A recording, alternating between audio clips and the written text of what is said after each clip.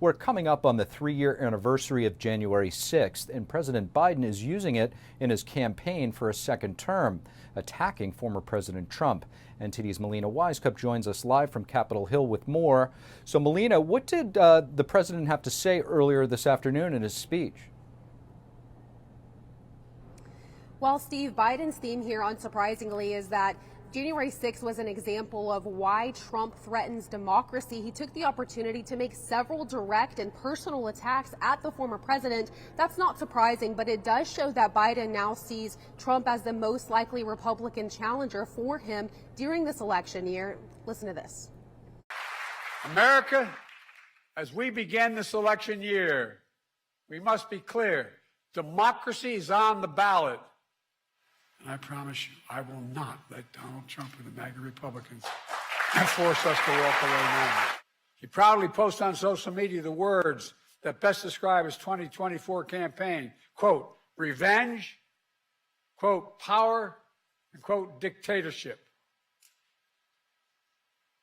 There's no confusion about who Trump is, what he intends to do.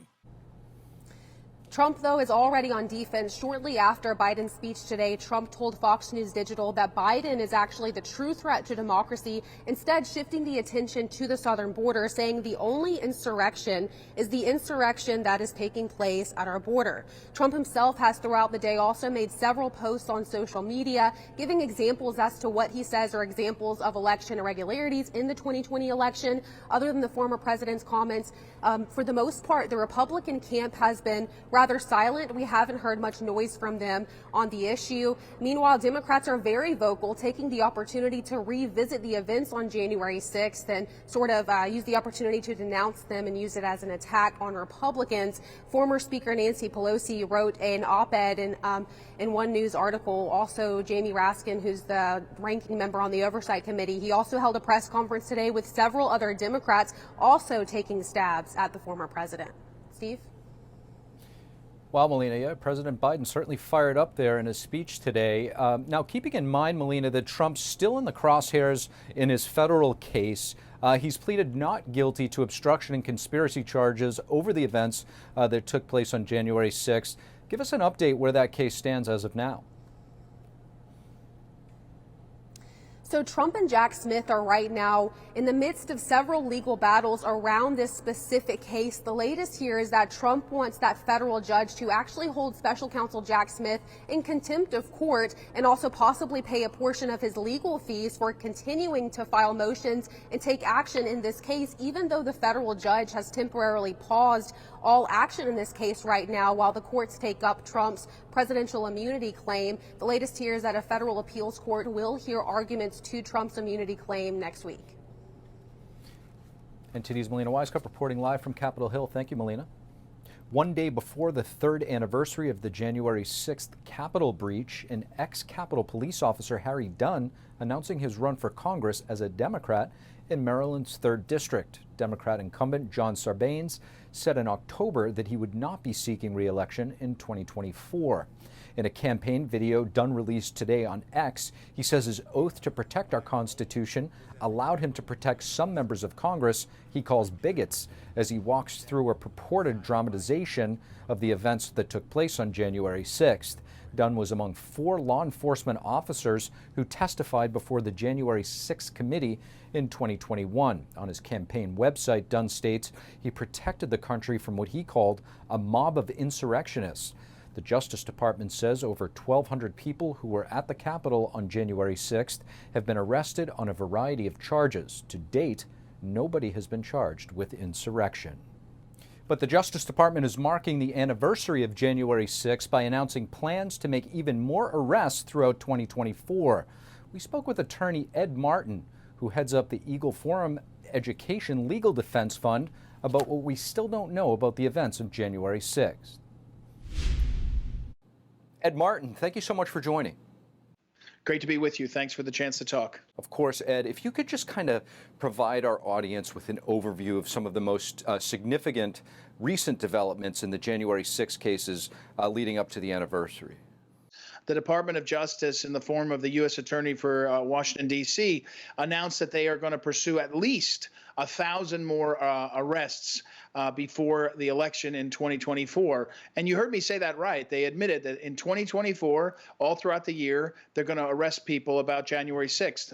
It sounds to me like an election ploy, right? They're going to, during an election year, they're going to bring this up. Joe Biden has said this is going to be a focus of his campaign. And so that's happening. In the last couple of months, they announced that 2 months ago, we have, I'm on the board of the Patriot Freedom Project, and we get calls, emails from people who are getting arrested all the time. So that's one thing. That's going to bring the total of 3,000 people who are going to be arrested over from the January 6th stuff. Pretty striking. The second thing that's really, really important, and we've been working on it for a couple of years, is this U.S. Supreme Court finally getting involved substantively on the conduct of the prosecutors and the courts in this case. It's about provision 1512, obstruction of official proceeding. It's a law that was passed that had to do with evidence tampering. It did not have to do with a public event, a proceeding. That word was used, but it's not that word. And it really, if it's allowed to stand,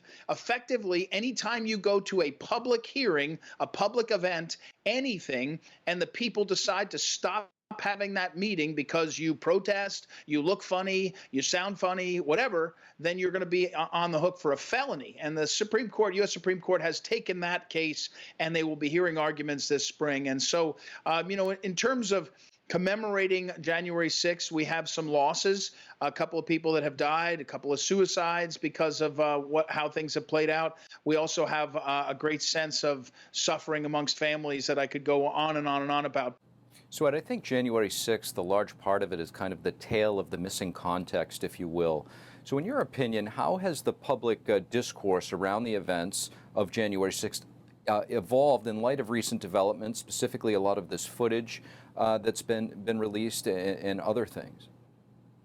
Well, that's very gratifying in the sense that starting after the events of January 6, 2021, and over the next, say, year and a half, we watched the big government in the form of Congress, big media in the form of TV, big tech in all of the different ways, social media, saying a lie about an armed insurrection, telling a lie to the people about who was there and what happened. And juries believed it in Washington, and neighbors and co-workers believed it. And it's taken a long time to sort of break that spell, the lie that they perpetrated. I mean, Liz Cheney and the House Select Committee that Nancy Pelosi handpicked on January 6th, they spent almost $20 million brainwashing people on what happened. And they did it well, especially in the last, say, 6 months and maybe the last year, of people beginning to question more specifically the narrative.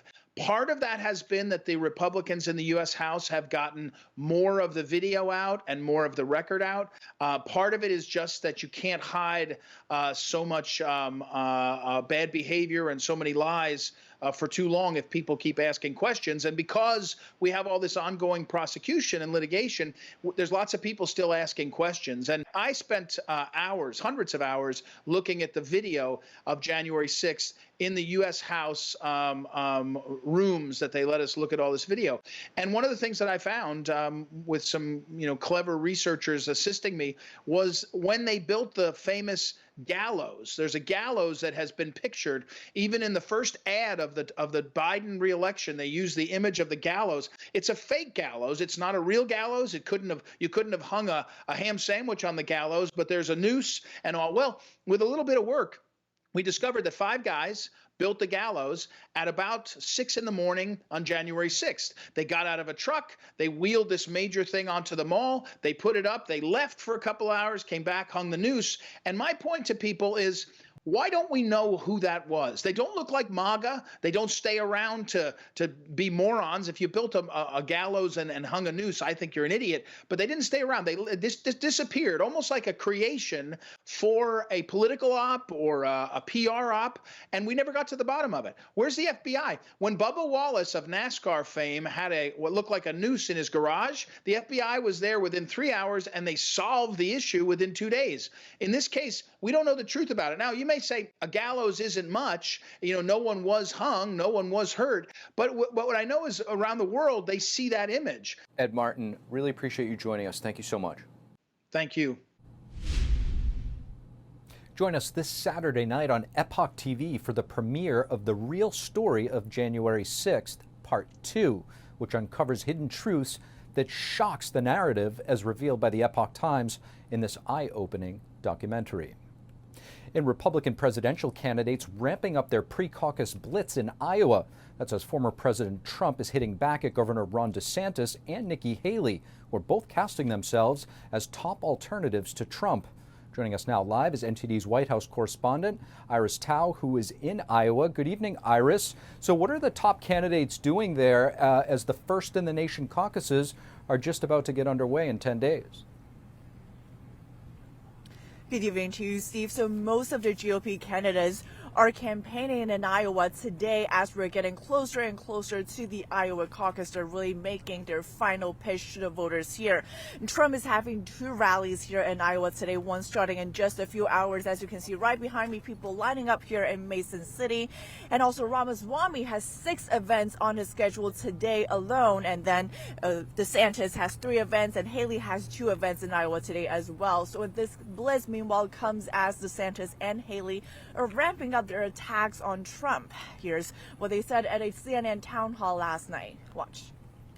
The Democrats want Trump to be the candidate. They are going to talk about all the legal stuff. January 6th, that will be what the election will be about. True. Chaos follows him, and we can't have a country in disarray. Trump responded to both of them on Truth Social, calling them two very unreliable and disloyal people, of course, again citing the fact that it was Trump who endorsed DeSantis in the first place and that Haley promised not to run against Trump. And so we do expect to hear more about that later tonight at this rally starting at 7:30 p.m. Central Time. Steve. Certainly a lot to watch for there in Iowa in the coming days in the race for the White House. So, Iris, tell us about the latest with Trump's legal challenges. The New York Attorney General asking for hundreds of millions of dollars from him right now. You're right, Steve. So today in the New York civil fraud trial, the New York Attorney General Letitia James called for a $370 million fine against Trump and his companies. James is accusing Trump of misrepresenting his net worth and also what she calls getting ill-gotten gains in his business. Trump, meanwhile, responded today on Truth Social, calling it a witch hunt and also again saying that he has done nothing wrong and that his financial statements are great and conservative. And we're going to hear more of that back and forth next Thursday in New York during the closing arguments for this case, which Trump is expected to attend. And that is just 4 days before the Iowa caucus here. Steve. NTD's White House correspondent Iris Tao reporting for us live from Iowa. Thank you, Iris. Thank you for watching the Capitol Report. If you want to see our full broadcast, check us out at epochtv.com.